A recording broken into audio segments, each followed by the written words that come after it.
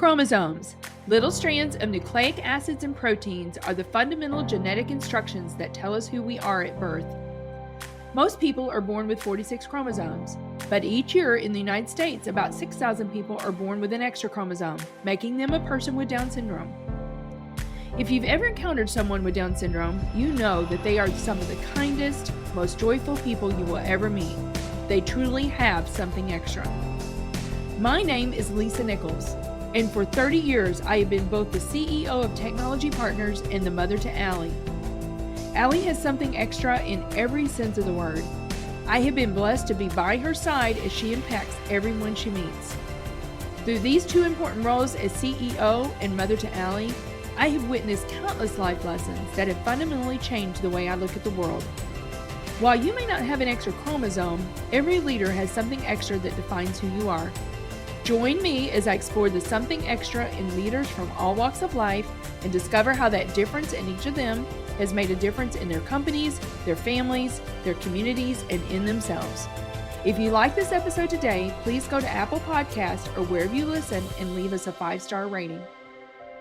Before we get started, I'm excited to share that my book Something Extra launches on September 30th, and you can pre-order it today.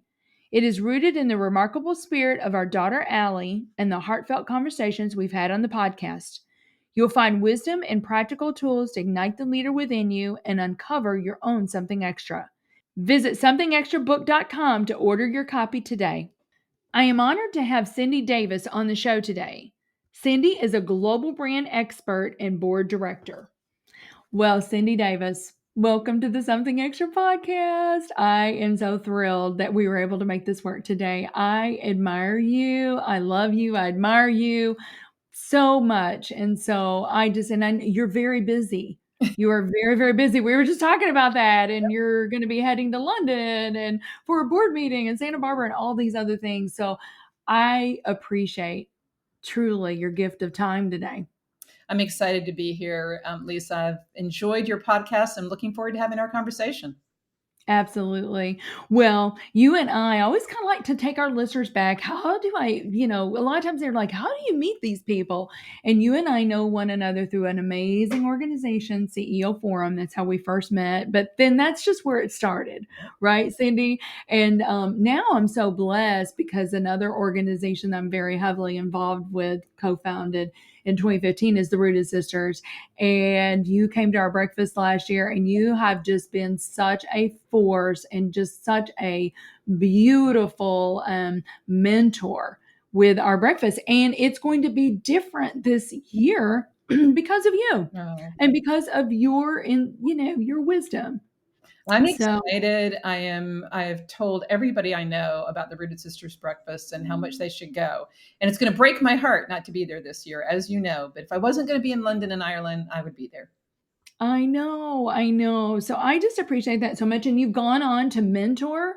You agreed to mentor our executive director, Sarah Gadalian, and I know how grateful she's been. So, and we'll talk about mentorship because you still do that today, and that is your heart, especially mentoring women. So, but we've got so much to talk about. I just want to start with your story. Where did you grow up? What shaped your early years? I would especially love you to talk about your grandfather. Yeah. Well, I'll tell you, I grew up, born and raised in Virginia. I'm the oldest of 4 girls. Had an amazing childhood with a mother who, I'm sure we'll talk later, gave me one of her most precious gifts, my faith. But you did mention my grandfather, so a shout out to him. And my son is named after him. Early, preteen, right? I was looking for a job, and my grandfather and my grandmother were serial entrepreneurs. And they let me come help them with the accounting, the bookkeeping, because they always had businesses. They had a Mr. Softy franchise. So we got our fill as kids of yummy soft serve ice cream. They had a Charles Chip franchise, which some of your listeners may not know, but you used to be able to get chips and cookies delivered to your door, just like milk.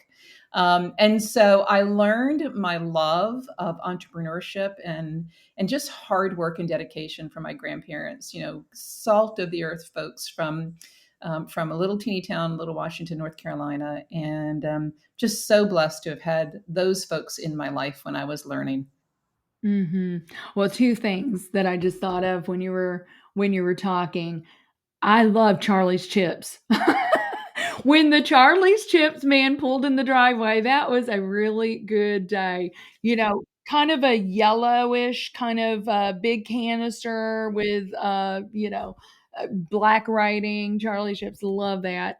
That is so cool. And then just, the other thought that just struck me is just having those grandparents that, because I'm thinking to myself, they had you helping with accounting. What did you know about accounting when you were 10 and 11, Didn't Cindy? know much. I learned a lot. With the Mr. Softy franchise, I was counting coins, right? All the trucks would come into the depot. So counting coins wasn't that hard, but I got a little bit better and a little bit better and started keeping a ledger, and learned a little bit more, which is probably why I had a love of accounting from a very, very young age.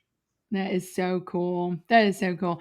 Well, let me ask you this. I mean, and we're going to talk about your career. You've had just a phenomenal, illustrious career, and we're going to talk a little bit about that. But when did you realize, was there a point, Cindy, where you realized that you had leadership potential? Hmm. Probably early on. My mother, like a lot of other mothers, was a Girl Scout leader. We were Girl Scouts from growing up, brownies, Girl Scouts, cadets. I even was a Girl Scout in my teenage years, which was not a very cool thing to be back then, but loved it. And I watched her and the way she led those troops that we participated in and interacted with other troop leaders. And I thought to myself, wow, I think I can do that. I really do. And we'll talk about something extra because my mom definitely had it. But I think that was probably the earliest point. Honestly, though, Lisa, and I don't know that you and I have talked about this, but I had a major, major pivot, right, in college. And I'm so blessed that I did because, like I said, I fell in love with accounting, as Mhm. a youngster, and told my parents that I wanted to be a tax attorney when I grew up. In sixth grade, I said that. Like, who does that, right? Was going to go to college and get my accounting degree and my CPA and then go to law school and be a tax attorney. I don't know where that came from. And I, true to form, I went to William and Mary undergrad. I took every accounting class. Some of them struggled through, but really, really, really worked hard. First semester senior year, I took a marketing class. I thought it would be an easy A. Mhm. And about 2 weeks in, I went up to the professor. He was a visiting professor. And I said, let me get this straight. They will pay me money to understand customer behavior and make those authentic connections with brands. He said, yeah, it's a whole industry called marketing. And I changed my major first semester senior year of college to marketing so I could pursue that and went on to get my graduate degree in marketing, my master's. Amazing, and that's what you've done, your career, and we'll talk all about that. That is so interesting. You and I have not talked about that because I was an accounting major too. No way. Now, yes, but I didn't love it. The way the reason that I chose that, Cindy, is I'm looking around going, 'cause I grew up doing music, but I didn't think I wanted to be a teacher, and I guess I didn't really have the confidence to think I could go on and perform or do whatnot. And so I'm like, "Okay, what am I gonna do?" And looked around and said, "Who's hiring?" "Oh, the accountants are getting snatched up." Yep. And yeah, it's a longer story than that because Greg was an accounting major and he's 2 years older. And he goes, do accounting, and we'll start our own accounting firm. Oh my. And so, anyway, so I did. And I'm like, oh, I'm really good at math. I can do this. I can do this. But you're right. It's hard. Yeah, accounting was hard. I was studying every night, and my friends that were marketing majors were Smart. playing Yeah. and having fun. Yeah. But and I went on to practice corporate accounting for McDonnell Douglas, did that for 5 years, and then was like, oh, I don't see myself doing this 20 years from now. And I pivoted to sales for another Fortune 500 company. But, as I've gotten older, marketing is it is an exciting place to be, Cindy. And it's like I say all the time, you can build the best mousetrap in the world. But if you don't have a good marketing and branding strategy, who cares, right? So it is a critical function. And now, as you know, and we might talk about this, but there's so much intersection between technology and marketing, Absolutely. right? I that's so funny that you bring that up because it just pops into my mind. Years and years ago, when I was at Walmart, I spoke on a panel with Jenny Roberty from IBM, and she asked me a question, and I can't even remember the question, but I remember responding. Oh, I know what it was. Who have you built ally relationships with within your corporation to be successful? And I said the CFO and the CIO, my two most important relationships to get things done, particularly in a company Walmart size. I said, you know what, I believe that we should have tech savvy marketers and customer savvy technologists. And that two, those things combined, right? And this was, I left Walmart in 2015. So this has been a little while, but it's even more true now, right? With all the Mhm. changes that are happening in marketing technology. Yeah. So if we've got any listeners out there, couple things. Don't be afraid to pivot. It's okay. Don't be afraid to pivot. Cindy and I both have. Yep. I have multiple times now. And then secondly, marketing and technology together. Oh my goodness, what a powerful force. So really good stuff there. I'm so glad you talked about that. I'm so glad that you talked about that. Well, let me ask you this because I know my goodness. I mean, you have had a heavy emphasis on brand management, customer experience, marketing. You've been a chief brand officer for really iconic brands. You've worked for Hilton, Yum, Sam's Club, Walmart, Disney, Bed Bath and Beyond, and many others. Um, what would you say working for all those brands? How did those help develop your leadership philosophy? Because you had teams in that. Yeah. Um, Tell me about the evolution of your leadership. Maybe how you started when you became a leader, and then maybe you evolved over the years. I mean, I hope I'm not the same leader I was Oh, absolutely. 40 years ago. Well, I'll tell you, I kind of was surprised the first time I realized I actually needed to start acting like a leader. I don't think I realized, didn't think of myself as a leader early on until I realized people were listening. And the moment you realize that people are looking to you as a role model or listening to you, everything changes, Lisa, right? I mean, there's not only great opportunity, but there's Responsibility. huge responsibility there, personally and professionally, right? And I think I've learned valuable lessons across those leadership opportunities. I would tell you first, I am such a student of customer behavior, and I try to model that in everything I do because I believe that, marketing, branding, even business success comes down to just an in-depth understanding of who your customer is, right?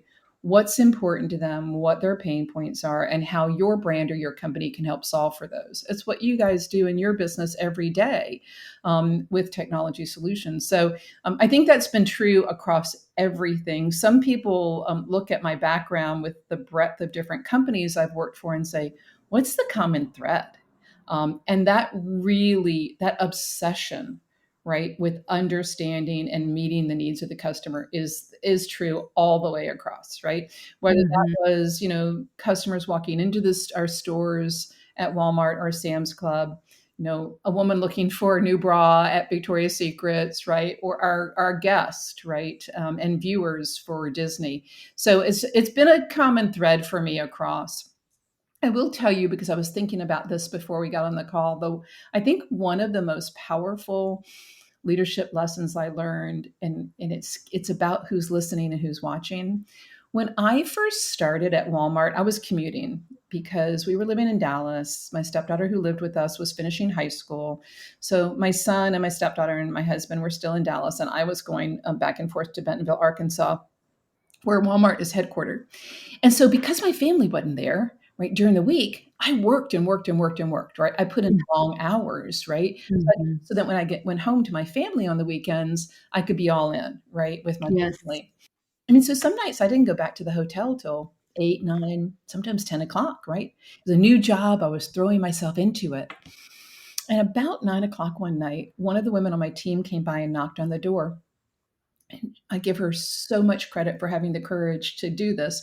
She came into the door and she said, Cindy, how you doing tonight? I said, oh, I'm great. I'm working on this. She goes, you know, there are about a half a dozen people here that won't leave until you leave. Ooh. And I didn't realize that what I was modeling, right, was not at all who I am, right? I'm all about family first, right? I mean, I get Mhm. my work done so I can go spend time with my family. And instead, I was modeling something totally different for my team. So, I mean, I learned a valuable lesson then. I still went back to the hotel and worked for another couple hours, but no one Sure. thanked me. But it was important. It was an important lesson, and so I checked myself regularly, particularly when I was still in corporate America. I checked myself regularly to say, what behavior am I modeling, and is it Mm. healthy and consistent with my values and what my team to see me doing? That is so good. That is so good, Cindy, because they're looking to you to see how they should behave, right? And wow. I mean, I'm gonna go as far, and I mean, I was guilty of this. Jenny, my EA, could probably tell you that I was guilty of this, but I really worked on it. I work a lot too. I work on the weekends. And I would be guilty of like sending an email on the weekends because I'm working, Yep. right? And I'm working on it. I think I've gotten better over the years, but it's like, okay, no, you can still work. Schedule that email for 9 a.m. on Monday. You don't Love have to that send it feature. right then, Yep. right? Because when people see that email, oh, the email's coming, from the boss or whatnot, I better respond. No, I mean, yeah, I mean that is really powerful.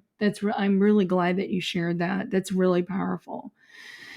Um, well, let me ask you. I mean, we've talked about this a little bit. Like I was going to talk about any pivot points, but you already kind of gave me a pivot point.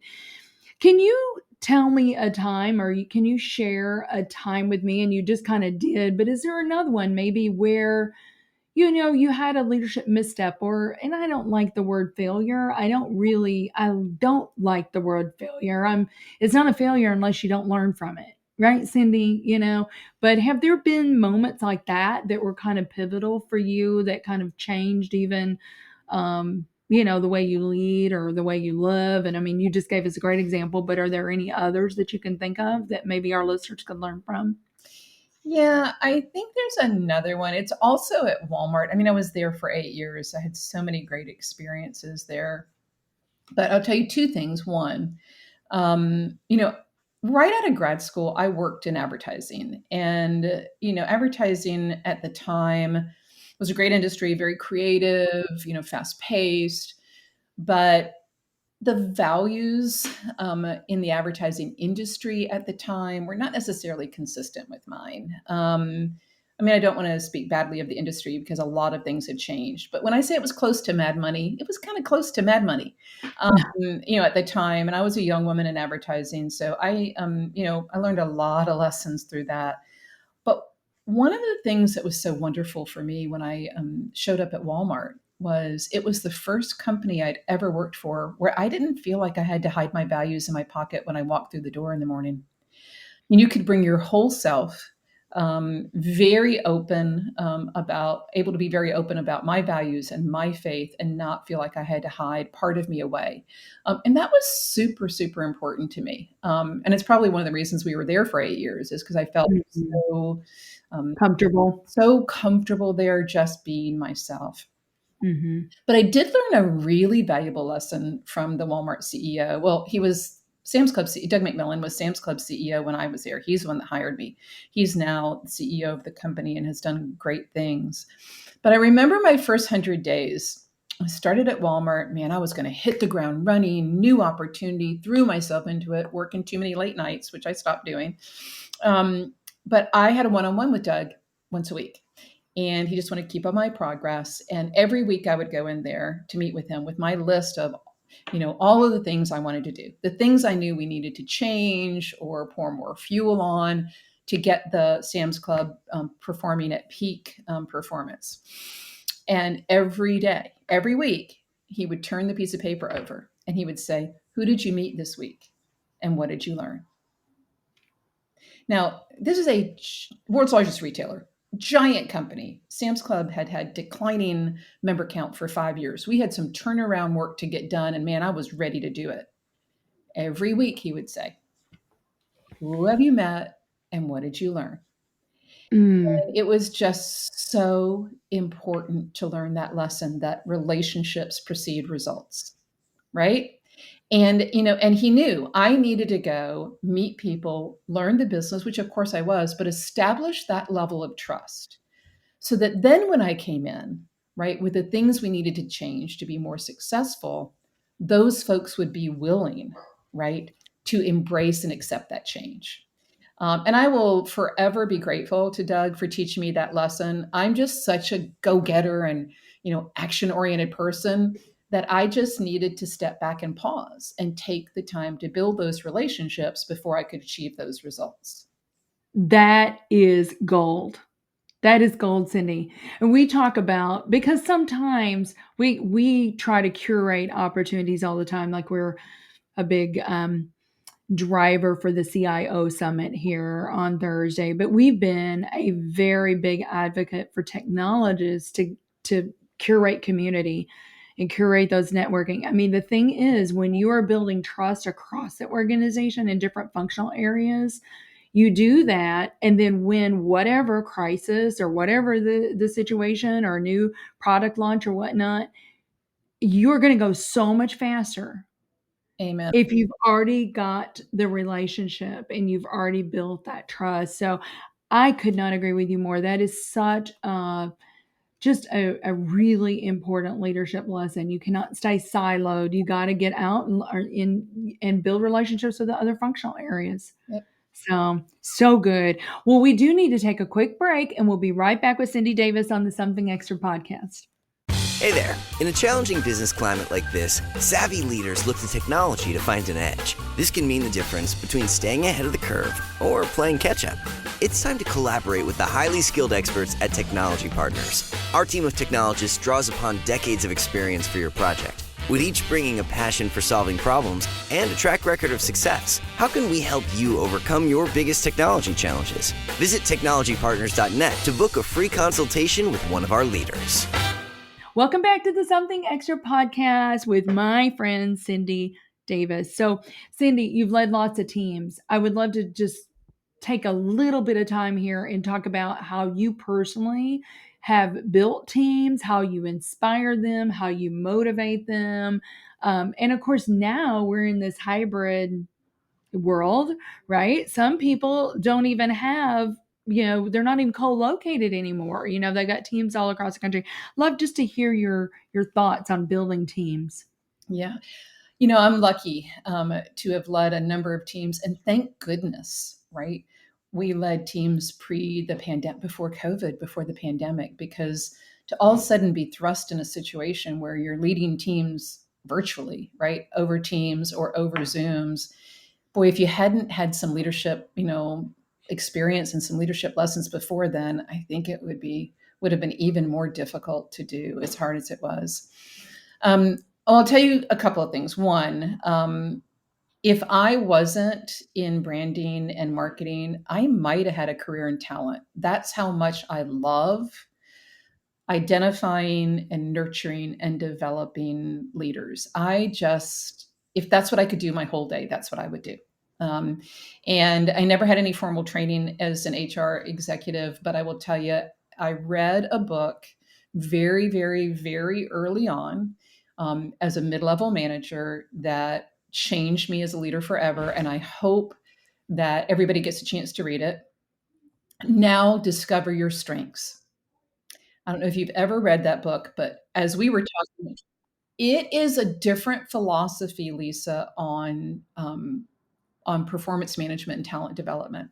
Because basically it says, as leaders, we are really doing a disservice to our team members if we only focus on the areas where they need work, right? Where they need development. We should be leaning into their strengths and just pouring fuel on that. Yes, there are issues, obviously performance issues to be developed. But if all we're doing is focusing on people's weaknesses, we will never have a high performing team. And I love it. And one of the things that I love about that book is at the end, you get a quiz, right, that you go through and do, and it will kick you back, right? Some good feedback for you about being a better leader. You and I've talked about, I love a book that is action oriented, just like your new book coming out, Something Extra, I know is going to be. But it changed the way I thought about building teams because it helped me to think about what people's individual strengths and gifts were, and then build a complementary team around that. Mm-hmm. It also helped guide me in my career decisions because I started thinking about what my strengths were and how I could bring those to different companies and different industries, as opposed to trying to figure out, like, how do I fix this weakness that I have. I just think it's a totally different team philosophy. Mm-hmm. And by the way, when you're focusing on people's strengths, they sit a little taller in their chair, they work harder, they're more fulfilled, as opposed to constantly, fighting an uphill battle when people are just, everybody's not good at the same thing. That's right. God has given us all different gifts. So just recognize that and lean into those. I could not agree more. And as you were talking, Cindy, I was just thinking about when you're focusing on their strengths, you are identifying their competence, and thus you are also building their confidence. Absolutely. And confidence is so important in how we show up. And I mean, I'm sure you've seen it too, but I've seen leaders that are really more like, well, you should have done it this way, or you should do this differently or whatnot. And it's like, how does that make a person feel? Yeah, Defeated, deflated, unmotivated, right? absolutely. Yeah, I completely agree. Now, I do think it's really important for us, and I'll just say this, I do think it's important for us to understand where our weaknesses are. Absolutely. Absolutely. Everybody has developmental opportunities. There's no question about that. Absolutely. Just Yeah. your balance, right? You Mhm. have children of your own, so right? I Yes. mean, I read a parenting book one time that said you definitely need to give your child, right, some constructive feedback sometimes and some hard, tough love sometimes. But for every one thing that you talk to them about that's developmental, you need to add 9 things that are positive. Because otherwise, all they'll hear is the negative. And that's not the Mhm. way you want your children to grow. And that's certainly not the kind of leader you want to be in terms of developing people. Yes, I agree. I agree. And I do think when you do have those candid, hard conversations, I mean, and something I need to continue to work on is how you communicate that, right? And it's tone. It's in a loving manner and not a condemnation type manner. There's things that we can. There's always I always say, Cindy, there's a next level for all of us and to continue to grow. So that's a good segue for me. I want to know personally, Cindy Davis, how do you continue to grow yourself? And how do you stay motivated to continue going to that next level? Sure. That's really important for me because, as you know, Lisa, I decided to pivot from corporate America 3 years ago to doing board and advisory work now full time, and I love it. That was a major pivot for me. And when you're in a corporation, particularly some of the very large companies I've worked for, there's always learning and developmental opportunities, right? When you're working for yourself and you're serving on boards, you have to find those opportunities. You have to create those opportunities. So there's 2 things I do that are super important. One, the boards I choose to serve on, I want them to have a learning component for me because that's where I get my energy. So I mentioned Airship, the marketing technology firm. Every quarter, when they have their client advisory meeting, they bring in guest speakers. Could be the head of AI from Google or the head of a machine learning from Microsoft, but there's always a learning component there. And I just crave that, right? I mean, that is just where I get my energy. I think that's super important. The other thing is, I specifically spend time every week on webinars, with articles, with panels that I'm doing myself just to stay current, right? I mean, marketing technology in particular is changing so quick So rapidly. Hmm. that I don't ever want to be one of those people left behind, right? And so I think, when you're in corporate America, you have so many opportunities to take advantage of. But when you are working for yourself, you have to create those opportunities. You have to seek those out, and get the learning from every one of those opportunities and apply it. Hmm.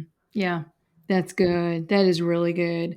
Um, well, let me talk to you about this. And then, I've got a few more questions for you, and then we will talk about something extra. Um, but let's talk about success for Cindy Davis. How do you define success? I mean, how are you going to know at the end of your life, Cindy, what is it that the legacy that you want to leave? How do you want to be remembered? What's success look like for Cindy Davis? Yeah. Um, I hope I've positively impacted lives. Lisa, I have worked at so many wonderful companies, Walmart and Disney, Victoria's Secrets. Pizza Hut, I've been so blessed with the opportunities I've had. I think the thing that will probably give me the greatest joy is knowing that I have positively impacted the people that I've worked with or worked around. I think about that a lot. I went back for a Women of Walmart reunion a few weeks ago in Bentonville, Arkansas. They'd never done anything like it. 40 plus former senior female officers from Walmart came back to Bentonville, Arkansas for a whole day together of learning and reconnecting. And one of the women at the table at lunch, who I had worked with, but she wasn't on my team. She was in innovation, and she's fabulous, brilliant engineer by trade. She started off. I haven't talked to her in the 10 years since I left Walmart. She started off the entire lunch telling everybody at the table, "This is the woman that changed who I am. This woman changed how I do business." She's pointing at me. I'm like, "What?" She said, "You taught me that it was all about the customer." In the case of Sam's Club, it was all about the member. She goes, and in engineering and innovation and IT, we can get caught up, right, on the projects we're working on and forget, right, is this something that's important to the customer? And I had no idea that she had been Mm. listening to me or been impacted by me in that way. And you know what? It could have been just the opposite, right? I mean, you don't know. Like I said, right? I was Right, people watching me and listening to me as a leader, and you never, ever, ever know right, who is watching and who is impacting you and what impact you make. It can either be, you can either be a positive, in their bank account, or a negative, a debit or a credit, as us accounting girls know. But I hope that I will have positively impacted people. I hope that's what people say about me after I'm gone. I love it. I love it. Well, I know where that comes from. And I want to talk about this right now. Because I know at the core of you, Cindy, it's your faith Yeah. that drives you. I know it's your faith that gives you purpose every day. So I would love to just, talk a little bit about that. I mean, what do you believe? How is your faith and those values really shown up in your leadership and how you live your life? Yeah. I had somebody tell me one day, I had started a new job. It's probably about 3 months in. Cindy, you always seem so positive, right? And I mean, just like there's something about you that, even when we're having a really tough time, you are able to see the positive and help us see, the way out, and the path. And that is totally faith driven, right? I mean,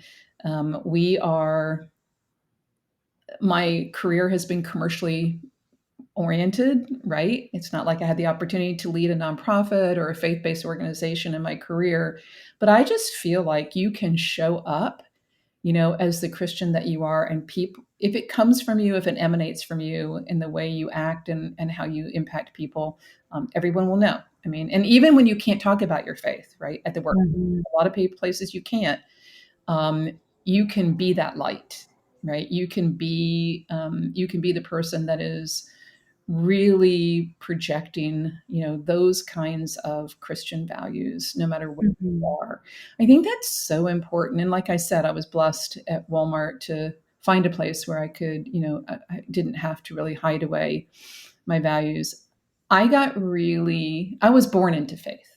And by that, I mean, my mother was such an amazing Christian woman.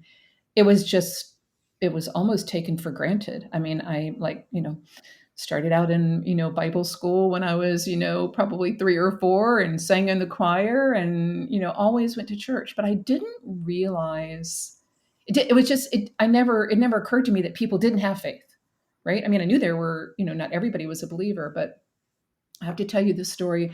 One of my dear friends lost her mother suddenly to a brain aneurysm years ago. And we all went to the funeral and we were all with her the next day and sitting and talking. And she was really hurt, angry actually, because she was pregnant. And she made the comment that she was angry because her mom would never meet her child. And just without even thinking, I said, "Oh no, Leslie, you're wrong. She's with you now. She'll be with you in the delivery room. She'll be with you every step of the way as a new mother." And she looked at me like I was speaking Greek. She did not know what I was talking about. She did not, she was an atheist. She did not have faith. Since then, by the way, she has become a Christian because her son was born with Down syndrome. Yep. Oh, you've never told me that. Oh my goodness. About this. And she basically said to everyone around her, right? My husband and I are welcoming this child to our life with joy and happiness. And if you can't bring that same joy and happiness, don't show up. And Good for her. I'm so thankful for her. But for me, it was one of those real awakenings that not everybody, right, has that same faith that you were born into. The greatest gift that Mhm. ever gave me, right, is my faith. And it changed the way I thought about discipleship and sort of the light I could possibly be, even in a commercial environment, so that people might come up and say to me one on one, "Hey, where does that positivity come from?" Right? Yeah. Where does that caring come from? And I love it. so people, We could probably do a whole podcast on this. We'll have to do a part 2, Cindy, you know, because there's so much more that I want to dig in there. But this is called something extra. sure. And I have to ask you, what do you believe is the something extra that every leader needs? You asked for one thing, and I'm going to say three. You can. I'll I give thought you permission. I thought a lot about this looking over my career, and I think it's three things. I think it's inform, inspire, and encourage. And it's a kind of leader I hope I've always been.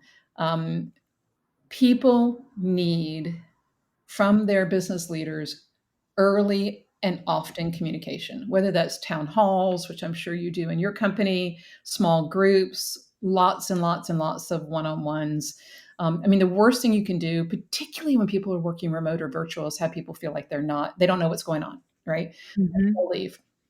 Second one is inspire. I just believe that the number one job of a leader is to cast a vision and not just the what, but the why, because there is no greater motivator than belief. If people believe in right what you need to get accomplished, your mission or this current objective for this project, they will get it done. They will follow.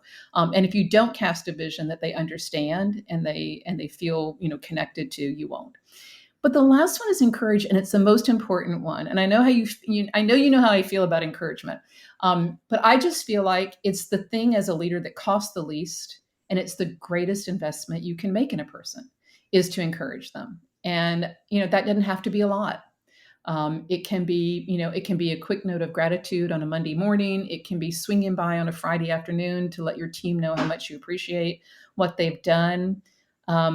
It can even be outside the workplace. My son, Jesse, who's now 27 years old, it doesn't seem possible, one day asked me, "Mom, why do you like stop at the on the way out of the store and tell the store manager, what a great job the cashier did, or the person that helped us find something we were looking for?" And I'm just, it's a good lesson personally and professionally. I say, because you never know. You never know what kind of a day that person is having or what they've gone through. And if somebody actually is kind to you or goes above and beyond, you should make sure, you say thank you and encourage them, but also let their boss know. I just believe in the power of encouragement so Hmm. much. That probably is the thing that I focused on the most as a leader, and even now, right, in my board work. Fewer opportunities to do that because I don't have a team of 200 or 300 people reporting to me today. But there are always opportunities for encouragement.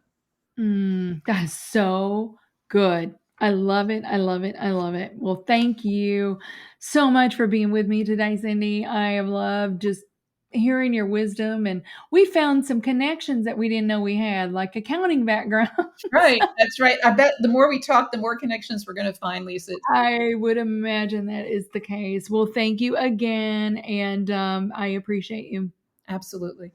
Thank you for listening to today's show. Something Extra with Lisa Nichols is a Technology Partners production. Copyright Technology Partners, Inc. 2019. For show notes or to reach Lisa, visit tpi.co/podcast. Don't forget to leave a review on Apple Podcasts, Google Play, or wherever you listen.